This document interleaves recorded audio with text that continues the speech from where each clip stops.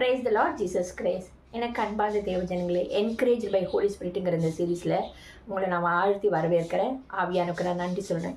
என்னோடு கூட 1 கொரிந்தியர் 12வது அதிகாரம் அதில் 4, 5, 6 வாசிக்கலாம். வரங்களில் வித்தியாசங்கள் உண்டு, ஆவியானவர் ஒருவரே. ஊழியங்களிலும் வித்தியாசங்கள் உண்டு, கர்த்தர் ஒருவரே. கிரியைகளிலும் வித்தியாசங்கள் உண்டு, எல்லோருக்கும் எல்லாவற்றையும் நடப்பிக்கிற தேவன் ஒருவரே. ஆமீன். 7வது, ஆவியினுடைய அனுகிரகம் அவனவனுடைய பிரயோஜனத்திற்கென்று அளிக்கப்பட்டிருக்கிறது. ஆமீன். இதில் என்ன சொல்கிறாருன்னா, வரங்களில் வித்தியாசம் உண்டு. ஒவ்வொருத்தருக்கும் ஒவ்வொரு வரம் இருக்குது. ஒருத்தருக்கு சுகம் அளிக்கிற வரம், ஒருத்தருக்கு தீர்க்க தரிசனம் சொல்கிற வரம், ஒருத்தருக்கு ப்ரீச்சிங், ஒருத்தருக்கு டீச்சிங், இது ஒருத்தருக்கு இன்டர்பிரேட் பண்ணுறது, அதாவது அந்நிய பாஷையை பகுத்தறிந்து கொடுக்க, ஒருத்தருக்கு டிசர்மெண்ட் ஆஃப் ஸ்பிரிட், இது எல்லாமே பகுத்தறியும் ஆவி, இதெல்லாம் இருக்குது. ஆனால் அதில் என்ன, ஒவ்வொருத்துக்கும் வித்தியாசம் உண்டு.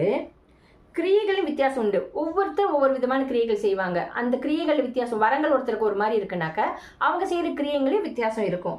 ஆவியானவருடைய அனுகிரகம் அவரவருடைய பிரயோஜனத்துக்கு, யார் யாருக்கு என்னென்ன தேவையோ அப்படிப்பட்ட ஆவியின் வரங்களை தான் ஆவியானவர் தர.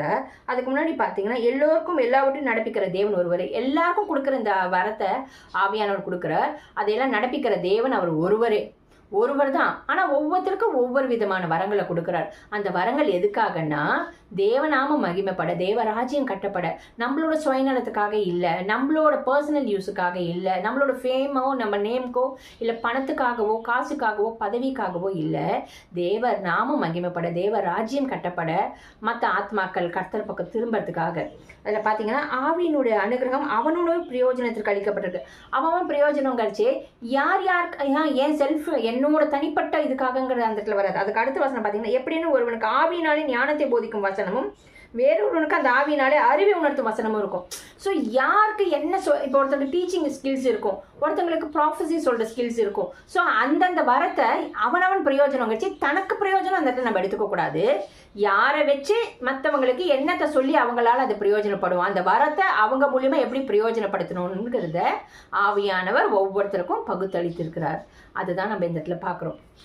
இதில் எனக்கு சிலப்போ ஆண்டவர் எனக்கு செஞ்சு சொல்கிறது எப்படின்னாக்கா, சில நேரத்தில் யாருக்காவது சுகவீனத்துக்காக ஜபிக்க சொல்லுவார்.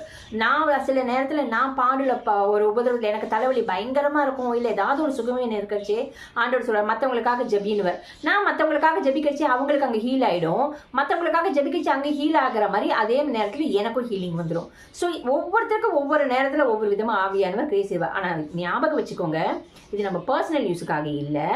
அவன் அடுத்த வசனத்தில் அழகாக அதுக்கு தான் சொல்லுது, எப்படி எனில் ஒருவனுக்கு ஆவியினாலே ஞானத்தை போதிக்கும் வசனமும், வேறொருவனுக்கு அந்த ஆவியினாலே அறிவை உணர்த்தும் வசனமும், வேறொருவனுக்கு அந்த ஆவியினாலே விசுவாசமும், வேறொருவனுக்கு அந்த ஆவியினாலே குணமாக்கும் வரங்களும் இருக்குது.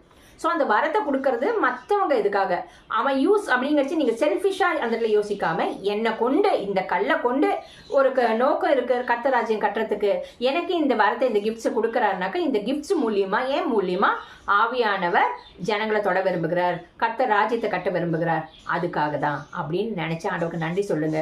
நிச்சயமா ஆவியானவர் உங்களுக்கு அந்த வரத்தினால் நிரப்புவார். நீங்க வாஞ்சியோடு கேளுங்க, எனக்கு வரம் தாங்கப்பா, அந்த வரத்தினால தேவராஜ்யம் கட்டப்படணும், தேவநாமம் மகிமைப்படணும்னு சொல்லி நீங்க கேட்கறச்சு, நிச்சயமா உங்களுக்கு என்ன வரம் கொடுக்கணும்னு ஆவியானவர் சித்தம் கொண்டிருக்காரோ அந்த வரத்தை கொடுப்பாரு. அந்த வரம் மூலியமா தேவநாமம் மகிமைப்படும். ஆமீன். வாங்க ஜெபிக்கலாம். எங்கள் அன்பின் பரலோக தகப்பனே, மே துதிக்கிறோம், ஸ்தோத்திரிக்கிறோம்ப்பா. ஆவியானவரே, நீர் ஒருவரே தேவன். ஆண்டவரே நீர் ஒருவரே ஆண்டவரே, அவனவருக்கு பிரயோஜனத்துக்கு தகுந்தபடி வரங்களை ஆண்டவரே ஒவ்வொருத்தருக்கும் நீர் பகுத்தறிந்து தருகிறீர். ஆண்டவரே வரங்களில் வித்தியாசங்கள் உண்டு, கிரியைகளில் வித்தியாசம் உண்டு, ஆனால் இது எல்லாம் தருகிற தேவன் நீர் ஒருவரே. ஆண்டவரே அது மற்ற ஆத்மாக்களுக்கு பிரயோஜனப்பட, எங்களுக்குன்னு நாங்கள் சுயநலமாக எடுத்துக்கொள்ளாதபடிக்கு, தேவராஜ்யம் கட்டும்படியாக, தேவநாமம் மகிமைப்படும்படியாக ஒவ்வொருத்தருக்கும் நீர் பகுத்தறிந்து அளிக்கிற அந்த வரத்தில் திருப்தி அடைந்து தேவனை துதிக்க, இன்னும் பற்பல பாஷைகளை பேசி தேவநாமம் மகிமைப்பட, அந்த ஆவியின் வரங்கள்னால ஆண்டவரே கிரியைகளை நடப்பிக்க, ஆண்டவரே ஆத்மாக்கள் கிறிஸ்து பக்கம் திருப்ப, ஆவின் வரத்தினால அன்புடன் செய்ய உதவி செய்யுங்கப்பா. அந்த ஊழியம் எல்லாம் கர்த்தரால் ஆசீர்வதிக்கப்பட்டிருக்கட்டும். இயேசுவின் நாமத்தினால ஜெபிக்கிறோம் பிதாவே. ஆமீன். ஆமீன். God bless you.